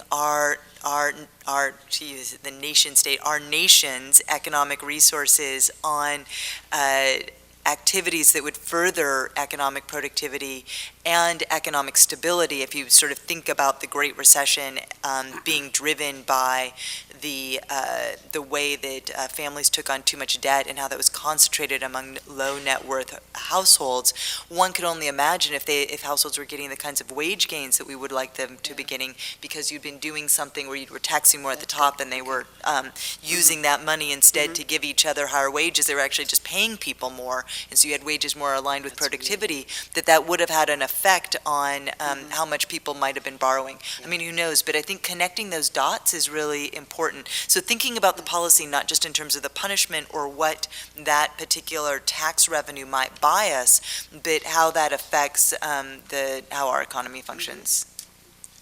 I wanted to add a voice on that, because I agree with Heather that the key issue is that we have to not just talk about the distribution, but at the what I call the secondary level, which is the taxes and so on, but at the primary level.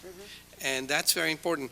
If you look in the history of taxes on land, Henry George argued very, very persuasively that unused land should be taxed, and his views became extremely influential across the United States, where he was, in Europe, and it became the basis of a land tax, which forced many people holding large estates to disgorge them. We know now all kinds of poor counts and dukes in Europe who have to work for a living. And this, it did, no, from their point of view it is, and that's a very important issue. This led, as Thomas points out, to other forms of assets and wealth, and we are now focusing on the generality of assets and wealth, but the fact is that the underlying distribution has a lot to do with the extent of inequality, and that's something that we have to put up front, the distribution by class, by gender, by race, ethnicity. In most parts of the world, these bite much harder than the question of taxation and transfers. Yeah. We don't all live in Sweden, and that's an important thing to understand. Oh, it's a fascinating counterintuitive finding that raising taxes would actually raise the wages of people in the middle class. And then also that's coupled with a direct policy that's aligned with the rest of Europe to raise the minimum wage, that you actually have a pathway between progressive income taxes and raising the wages for most people, which Heather points out actually may have reduced some of the indebtedness and therefore stabilize the financial crisis. That's a fascinating connections.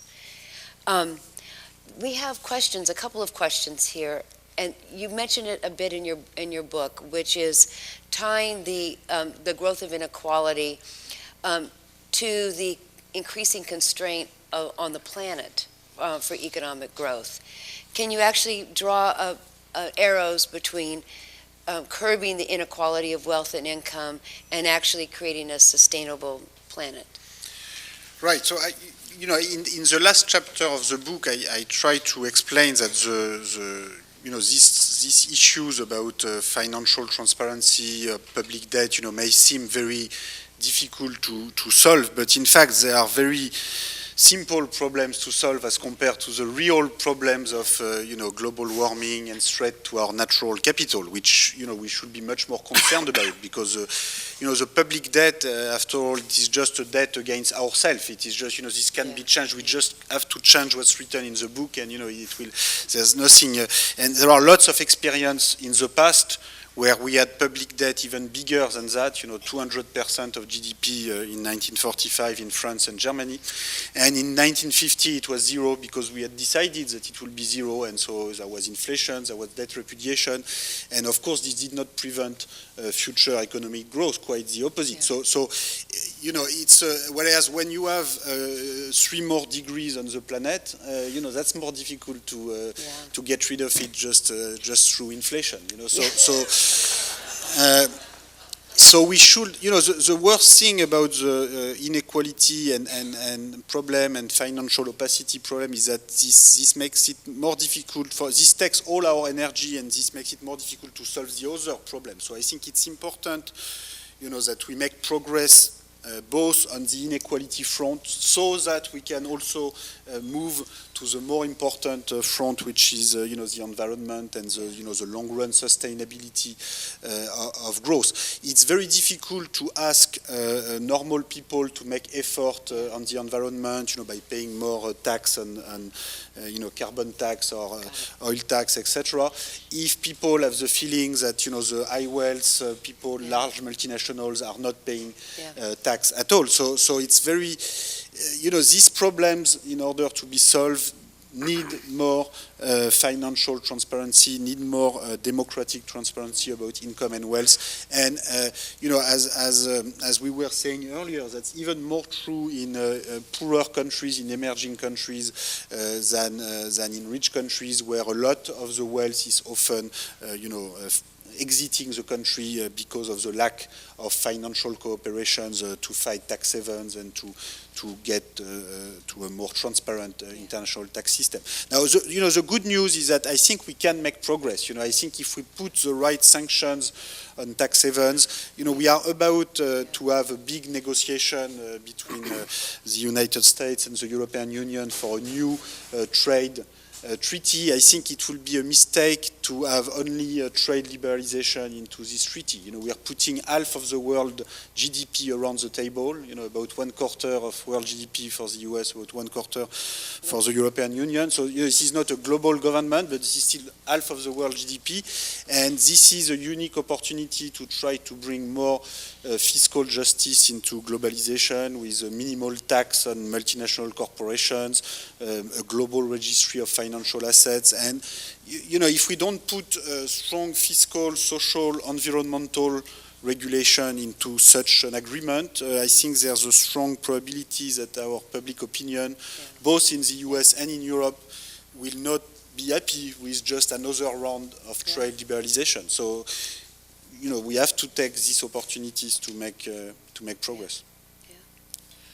Yeah. So if I could add something to that, I think on your question about the climate change and where we are in terms of politics, it made me think about how we have a lot of evidence here in the United States that today's high income inequality is associated with political outcomes that favor those who have most of the money.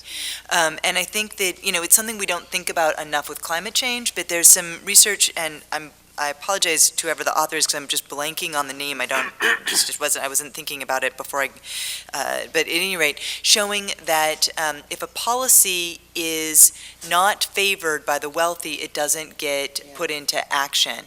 So it could be that, that policies so there's clapping for that. That's not a good thing, maybe. I don't know. Maybe that was a like on Facebook, when you actually don't like it, but all right. I digress.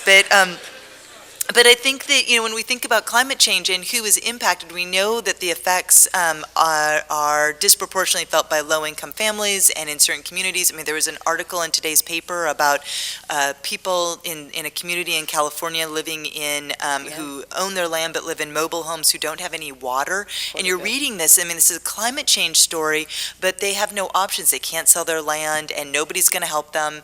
And so you're seeing these effects that are being sort of concentrated among people also have the least political power. So while climate change affects us all, those at the very top have ways of mitigating that a little bit to their own benefit and may not feel the same exact measure of urgency. Certainly we're seeing that play itself out through our politics. But I do think it's important to understand, I don't know if other questions want to focus on the intersection between today's high income inequality in the United States and how that is playing itself out and what evidence we have on that.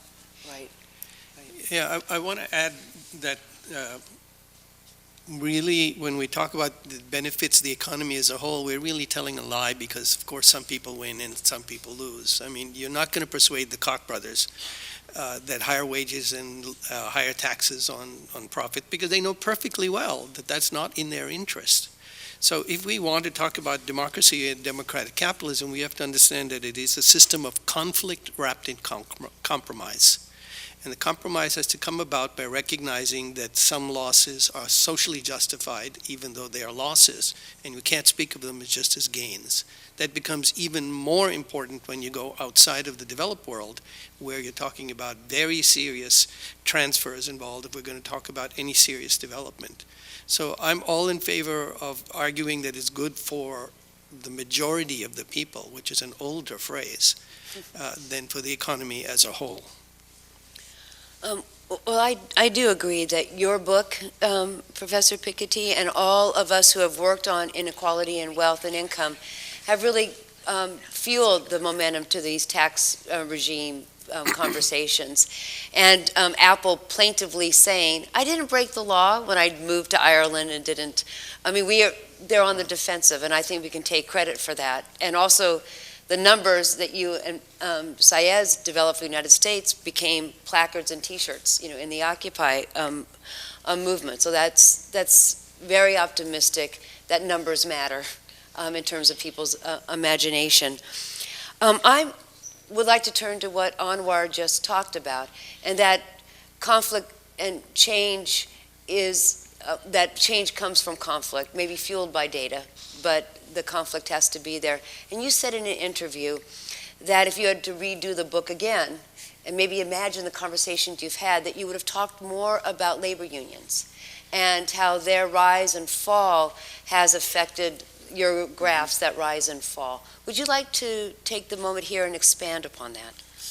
Yes, no, I guess it played a more important role in my mind than in my writing. In my writing, I do talk about the labor movement, but probably I do not, given the length of the book, I should have emphasized more that, this was, of course, part of the new institutional setup that made the post-war period possible.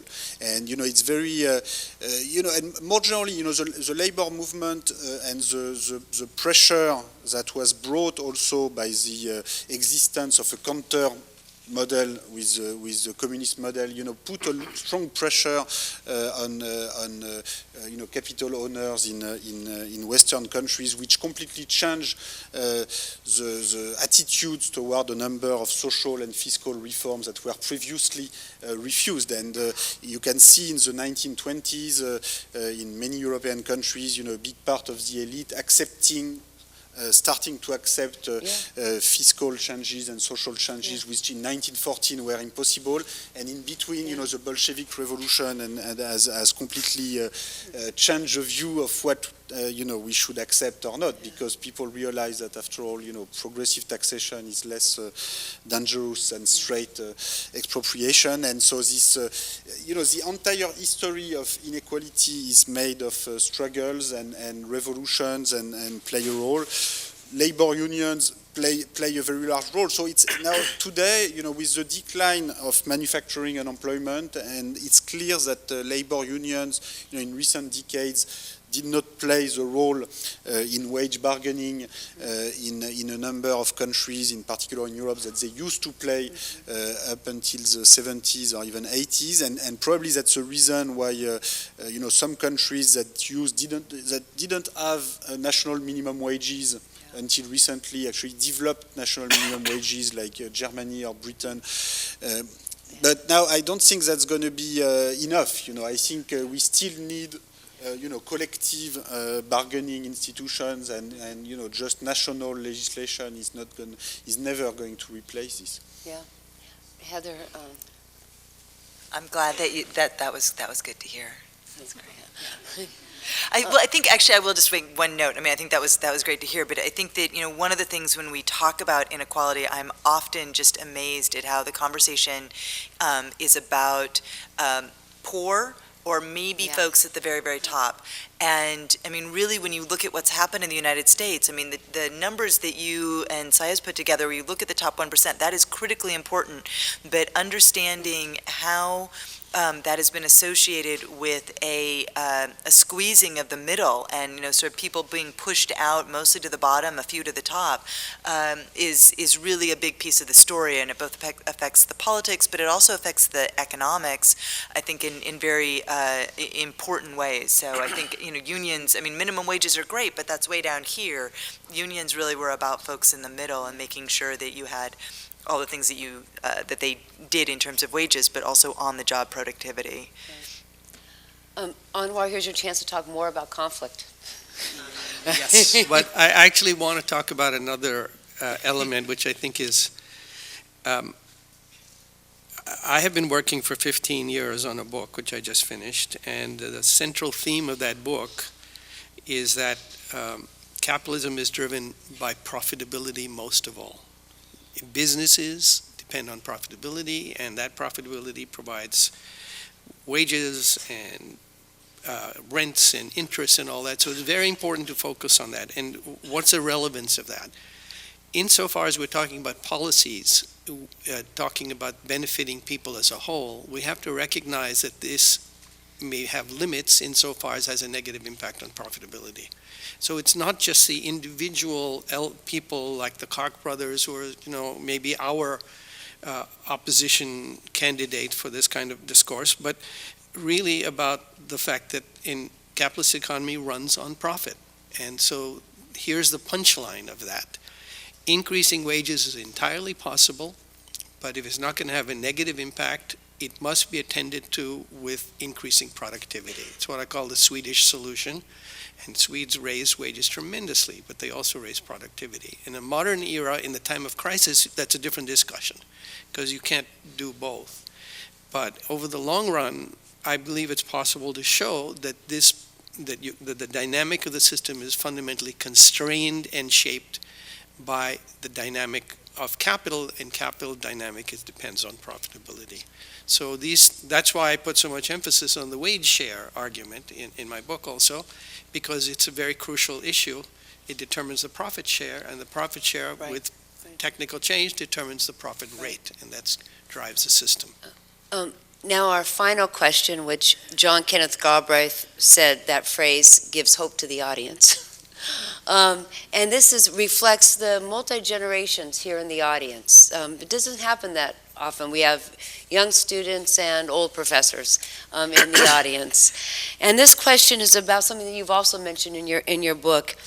It was almost a warning that with all this talk about inequality at various levels, there is a political economy narrative that threatens to supplant this conversation, and that's the narrative of intergenerational inequity, that the real problem is that the old are taking away from the young. Would you all like to comment on that narrative and that reality, if it's real? It's real, I hear.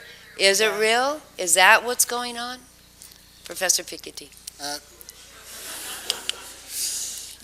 think the intra-generational inequality have always been and will always probably be more important than this intergenerational conflict. I think it's important to realize that when we talk about inequality of wealth, it's almost as big within each age group than for the entire population as a whole. So, if you take the population as a whole in the US, the bottom 50% owns like 2% of total wealth. The next 40% own 22%, and the top 10 own the rest, so 75%. Now, this is quite striking. Now, if you look within each age group, it will be not very different. The bottom 50 would have maybe 5%. If you look within the people who are 50-year-old, or within people who are 30-year-old, and the middle 40 would own maybe 25 or as much as 30. Amazing. So it's and the top 10 would still own 70 instead of 75 or 65 instead of 70. So it's a bit less concentrated, but basically the level of inequality remains the same. So it's very important to know, because you have indeed this very ideological discourse about how life cycle wealth accumulation has entirely replaced dynastic wealth inequality and inequality within each generation. But in fact, it's not the case. This is a fairy tale. This is, this idea that now, everybody is poor and then rich as you get older, and then poor again when you die because you have eaten up your wealth during your pension. That's a theoretical model, but if you look at the data, that's really a limited part of what wealth distribution and accumulation is all about. Heather and Anwar? So one thing that we see when we look at the U.S. data in terms of generational change is that proceeding, as we move across cohorts, you see actually that the absolute level of income and wealth has been falling for generations. So the Gen Xers, and then the millennials behind them, and the Gen Y, and then the millennials, and then behind them are all seeing lower starting salaries and greater levels of debt in general. And when you think about that, I think that is very worrying. So I think your point in terms of the relative may be true, but my understanding of the absolute is that it's down, but it certainly is also increased in terms of the debt loads, which is something that we've been talking a lot about in terms of especially student debt in Washington over the past couple of years. I think that one of the things that when you look out at the way that we support families, we have a set of social policies that were, for the most part, in the U.S. case, designed for the way that families looked in a traditional sense in the 1930s. We've had some adjustments over time, but for the most part, the infrastructure that we have that supports families and that provides our basic labor standards is still ensconced in the Fair Labor Standards Act and the Social Security Act, wonderful pieces of legislation. But when families looked very differently than they do today, and when I say families look very differently, primarily what I'm talking about is the way that people are raising the next generation. So you're talking about young families. So anytime you're thinking about the changes in how households are looking, you are essentially talking about changes across generations. So when you look today at families with children in the home, it used to be in the 1960s, of course, you had, a stay-at-home mom and a dad, and that was about 60% of families. And today, if you were to, sort of map that out, you see a wide array of different kinds of families with different work patterns, with different numbers of parents, more kids living with grandparents, and all sorts of crazy things, and we don't have a policy infrastructure that supports it. I say all this in a very long-winded way to say that when you're thinking about the intergenerational conflict, families are getting very little from their government when they are younger. They have very expensive schools. They're not getting support when they have children, when they're sort of at the low end of their earning. They are looking at jobs that are with unpredictable schedules. They don't get jobs and keep them. They don't have pensions. The whole world has shifted for them, and I think that we are not having the conversations that we need to have to actually address any of those realities. And then we wonder why young people say that they don't think that government works for them. And I think we need to, I would encourage, so I don't think that it is necessarily a generational battle, but I do think that the way that inequality is played out and the lack of attention to that does mean that there have been generational impacts.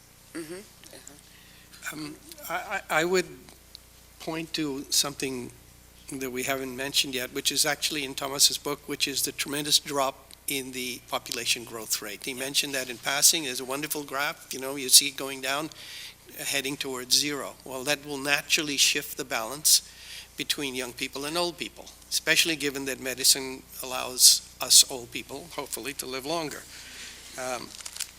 But yet the paradox is, in the modern world, is that despite the fact that the population of young people is growing more slowly, the unemployment among young people has grown dramatically.